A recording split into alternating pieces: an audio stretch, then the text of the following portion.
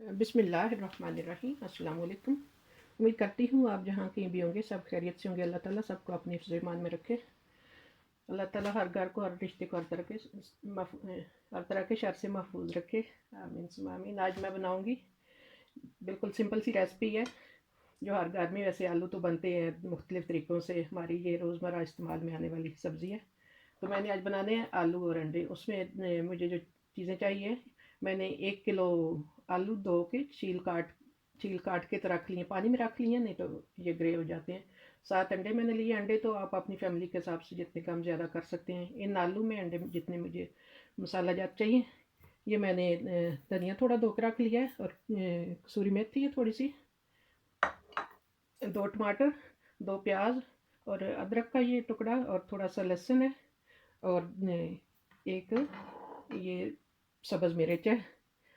तो सब्ज़ मिर्च तो आप दूसरी कड़वी वाली डाल लेंगे, जो भी ये यहाँ से मिलती है तुर्की स्टोर से।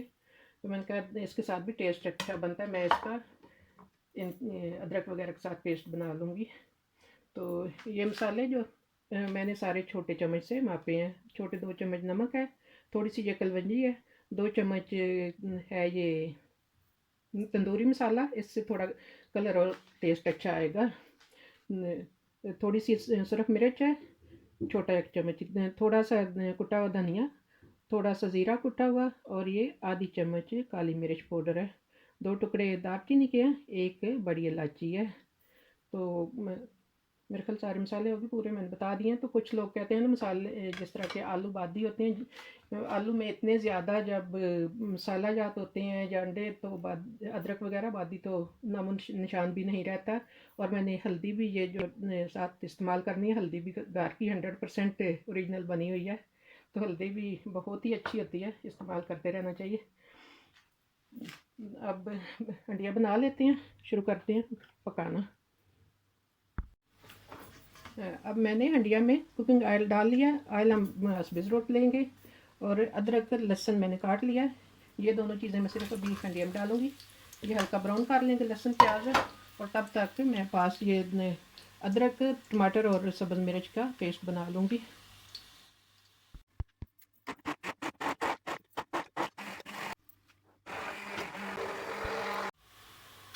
अल्हम्दुलिल्लाह प्याज हल्का सा ऐसे ब्राउन हो गया।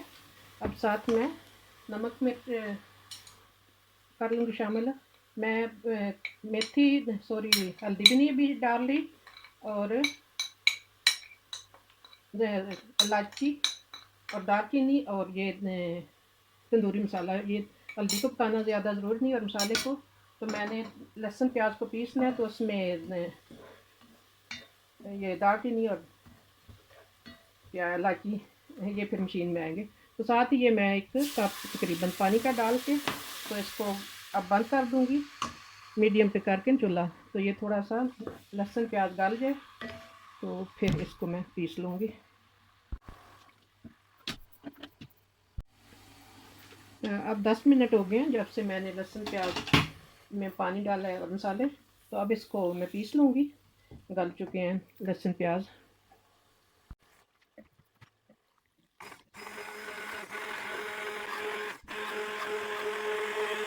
लहसुन प्याज मैंने पीस लिया, बिल्कुल पेस्ट बन गया लहसुन प्याज का। तो मैंने पीसना था, इसलिए मैंने पहले वो इलायची वगैरह नहीं शामिल की थी।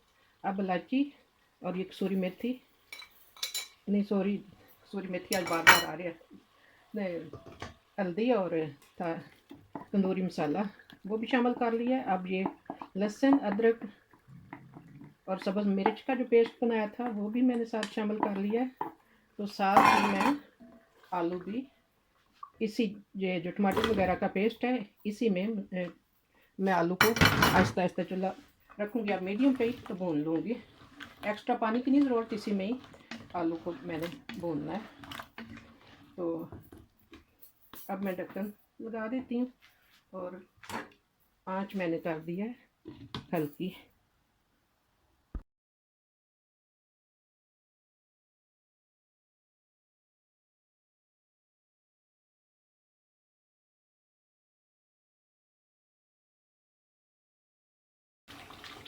आलू हमारे अब भून चुके हैं, पूरे 15 मिनट हो गए जब से मैंने आलू डाले हैं। तो इनका कलर भी चेंज हो गया। अब अब पानी इसमें मैं जितना हमें शोरबा चाहिए डालूँगी, ये लीटर से ज़्यादा है पानी।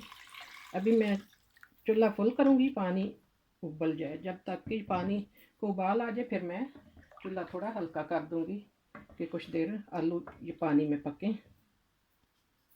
तो ढक्कन अब मैं टेढ़ा करके बंद करती हूँ थोड़ी देर तक। जब से मैंने इसमें पानी लगाया 10 मिनट हो गए हैं। अब मैं साथ ही ये काट के जो रखा हुआ धनिया ये भी शामिल कर लूँगी। और चूल्हा बिल्कुल अब मैंने आखिरी नंबर पे करके तो कुछ देर तक वो ऐसे ढकना बंद कर देना कि थोड़ी देर ऐसे फिर वो घी ऊपर आ जाता है, जो असल हंडिया की होती है ना खूबसूरती। तो ढकना अब मैं टेढ़ा करके तो बंद कर दूँगी कुछ मिनट तक ऐसे ही। फिर देखते हैं। कसूरी मेथी भी अभी मैंने नहीं डाली, और ये धनिया की कुछ मैंने पत्तियां रख ली थी काटने से पहले गार्निश के लिए। और जब तक कि ये थोड़ा पक जाए शोरबा तो तब तक मैं 7 अंडे बॉयल कर लूँगी। अल्हम्दुलिल्लाह हमारी हंडिया तैयार हो चुकी है। देखना होता है कि आलू गल गए हों।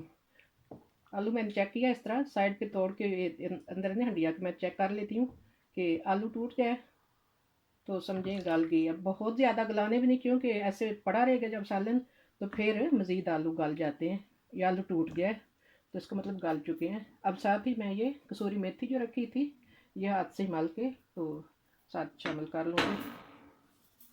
और थोड़ा सा मैं ओलिवन ऑयल डालूँगी,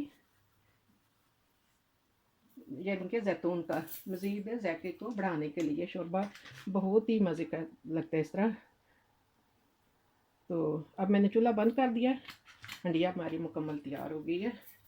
तो मज़ीद अंडे मैंने जिस तरह के बताया था अंडे बॉयल हो चुके हैं, वो तो खाते वक्त साथ ही फिर हम डोंगे में रख लेंगे।